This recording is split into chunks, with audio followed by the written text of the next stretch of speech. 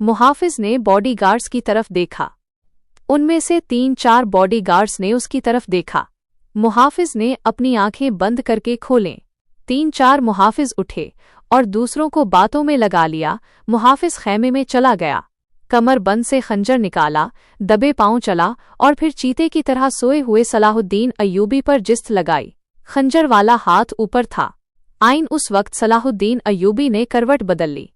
ये नहीं बताया जा सकता कि मुहाफिज खंजर कहाँ मारना चाहता था, दिल में या सीने में, मगर हुआ यूं कि खंजर सलाहुद्दीन अय्यूबी की पगड़ी के बालाई हिस्से में उतर गया और सर से बाल बराबर दूर रहा। पगड़ी सर से उतर गई, जिससे सलाहुद्दीन अय्यूबी बिजली की तेजी से उठा। इसे ये समझने में देर न लगी कि ये सब क्या है। इस पर उससे पहले ऐसे 2 हमले हो चुके थे। उसने उस पर भी हैरत का इजहार न किया कि हमला आवर उसके अपने बॉडीगार्ड्स के लिबास में था, जिसे उसने खुद अपने बॉडीगार्ड्स के लिए मुंतखब किया था। उसने 1 सानिया जितना अरसा भी जाया न किया। हमला आवर उसकी पगड़ी से खंजर निकाल रहा था। अय्यूबी नहता था। उसने हमला आवर की ठोड़ी पर पूरी ताकत से घोंसा मारा। हड्डी टूटने की आवाज सुनाई दी। हमला आवर का जबड़ा टूट गया था। इसके मुंह से हैबतनाक आवाज निकली। उसका खंजर सलाहुद्दीन अय्यूबी की पगड़ी में रह गया था। अय्यूबी ने अपना खंजर निकाल लिया। इतने में 2 मुहाफिज दौड़ते हुए अंदर आए। उनके हाथों में तलवारें थीं। सलाहुद्दीन अय्यूबी ने उन्हें कहा कि उसे जिंदा पकड़ लो, मगर ये दोनों मुहाफिज सलाहुद्दीन अय्यूबी पर टूट पड़े। सलाहुद्दीन अय्यूबी ने एक खंजर से 2 तलवारों का मुकाबला किया। ये मुकाबला 1-2 मिनट का था, क्योंकि तमाम बॉडीगार्ड्स अंदर आ गए थे।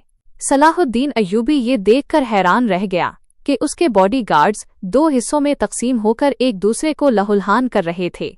इसे चूंकि मालूम नहीं था कि उनमें उसका दुश्मन कौन है और दोस्त कौन, वो इस मार्के में शरीक न हो सका। कुछ देर बाद जब बॉडीगार्ड्स में से चंद एक मारे गए, कुछ भाग गए और बाज़ जख्मी होकर बेहाल हो गए, तो इंकशाफ हुआ कि इस दस्ते में जो सलाहुद्दीन अय्यूबी की हिफाजत पर मामूर था, 7 मुहाफिज फिदाई थे जो सलाहुद्दीन अय्यूबी को कत्ल करना चाहते थे। उन्होंने उस काम के लिए सिर्फ एक फिदाई खैमे में भेजा था। अंदर सूरत हाल बदल गई, चुनाचे बाकी भी अंदर चले गए। असल मुहाफिज भी अंदर गए। वो सूरत हाल समझ गए और सलाहुद्दीन अय्यूबी बच गया। उसने अपने पहले हमला आवर की शहरक पर तलवार की नोक रखकर पूछा कि वो कौन है और उसे किसने भेजा है। सच बोलने के बदले सलाहुद्दीन अय्यूबी ने उसे जान बख्शी का वादा दिया।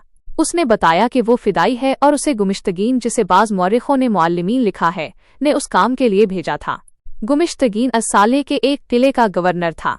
असल कहानी सुनाने से पहले ये ज़रूरी मालूम होता है कि इन वाक़यात से पहले के दौर को देखा जाए।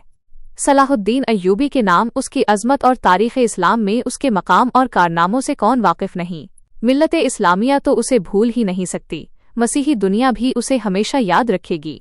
लिहाजा ये ज़रूरी मालूम नहीं होता कि सलाहुद्दीन अय्यूबी का शजरा नस्बे तफसील से बयान किया जाए। हम जो कहानी सुनाने लगे हैं वो इस नौइयत की है जिसकी वुसअत के लिए तारीख़ का दामन तंग होता है। ये तफसीलात वक़ाए निगारों और कलमकारों की रिकॉर्ड की हुई होती हैं, कुछ सीना बह सीना अगली नस्लों तक पहुँचती हैं।